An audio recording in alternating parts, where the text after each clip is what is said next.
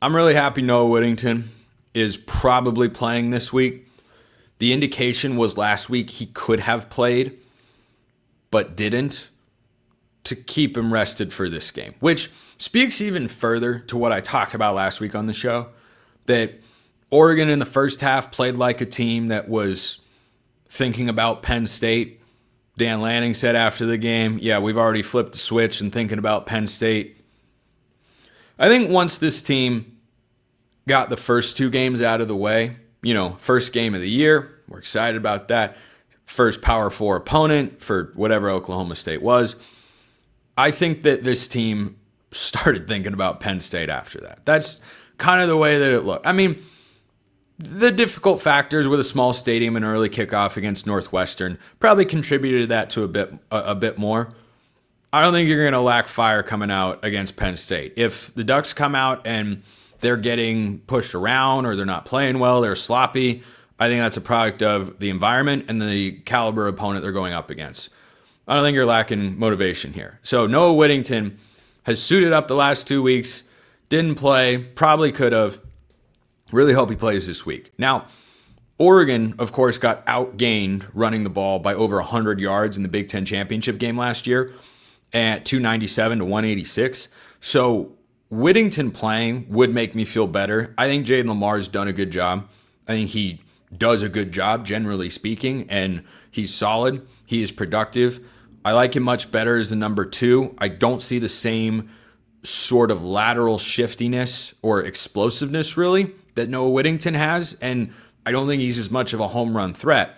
And nothing demoralizes a team or a fan base more than when the other team busts a long touchdown run for you. So I think that Noah Whittington playing in this game is a pretty important factor. And the running game for Oregon, I was not overly impressed against Northwestern. I thought it was better against Oregon State.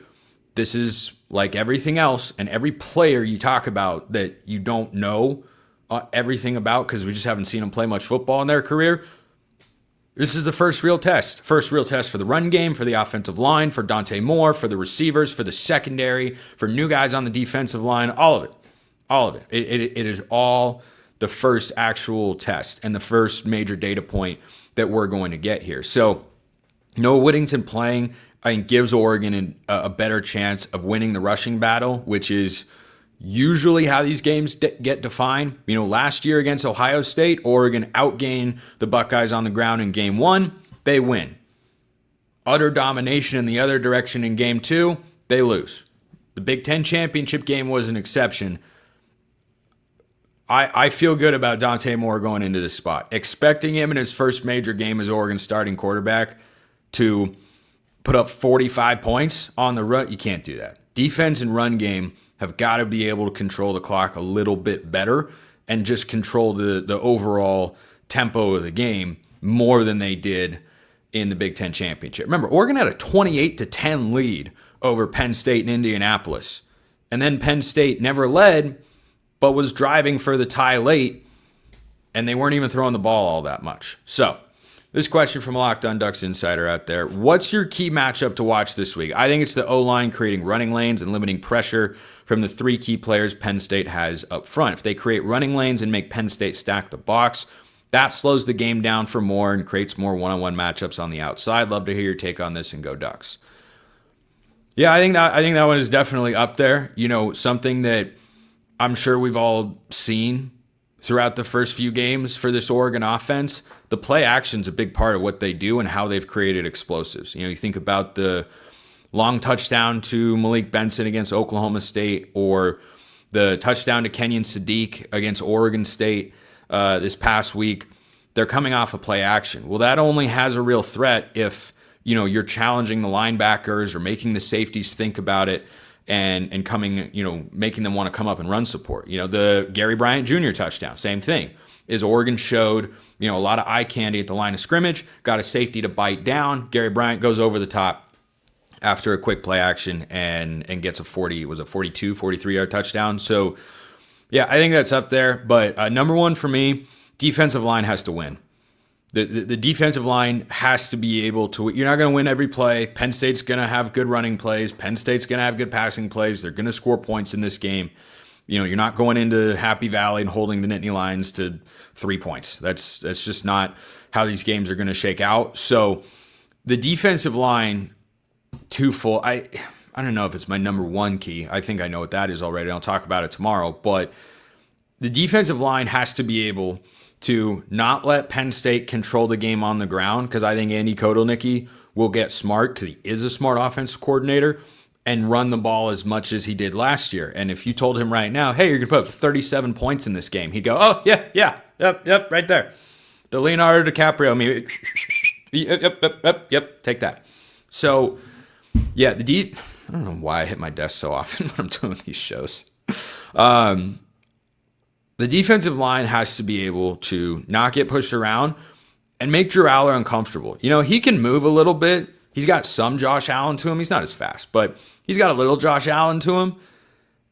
I think he's a guy that if you make uncomfortable, he is more likely to turn the football over. Did that twice against Oregon last year, and that comes down to, the defensive line and pass rush this year. I think some of it's game plan dependent, but hasn't wowed me so far as much as I thought it would. But the defense as a whole, of course, has played very well. Good test for the secondary, too. Major Waves sends this in. Mailbag question. How do you think the carries in this game are split up between the running backs? Got to think they stick to three or four, not 5 or 6, and how they've been doing so far. Personally, I think it'll look something like this. Noah, 12 to 15 carries. Lamar, 5 to 7. Davison, 5 to 7. De'Aaron Hill, 3 to 6. Yeah, I'd be surprised if we see a lot of Jay Harris or Mekhi Hughes in this game. We could. We absolutely could. But, again, this staff knew how much better they were than Oregon State, how much better they were than Oklahoma State. And I think they wanted to get a lot of different guys reps. If Noah's healthy, yeah, he's leading the way in carries. I'm with you. I don't think it goes over 15, because I think they will try and keep these guys fresh, and they like what they bring to the table, and they're all a little bit different. I bet Jaden Lamar would get closer to 10. I think Jordan Davis and De'Aaron Hill both probably get less than 10. Davison's probably going to be, reduced to going down in the goal line, which is great. He's really good down there. Big physical back. I hope De'Aaron Hill gets a few touches. I don't think there's any way you don't at least use him as a decoy from time to time, because he's going to stand out on film. So, yeah, I kind of agree with you. I think Noah will be closer to 15 than 10. I think Jalen Lamar will get over 10 carries as well.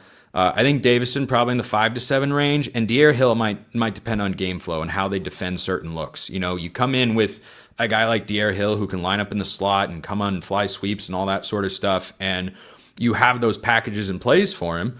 And maybe Will Stein tries something early and sees how Penn State responds to it, and then stashes it away in his mind. Oh, we're going to come back to something else later, and it's going to work. But he might also see, oh, if they're defending this look that way, then we're not going to come back to it. So, yeah, I'd say De'Aaron Hill's probably, I'm with you, under 7 carries. I think Davison is probably also 7 carries or fewer. It doesn't mean they won't make an impact. Just depends on what you do with an opportunity there. So, yeah, run game, important. Who could have thought?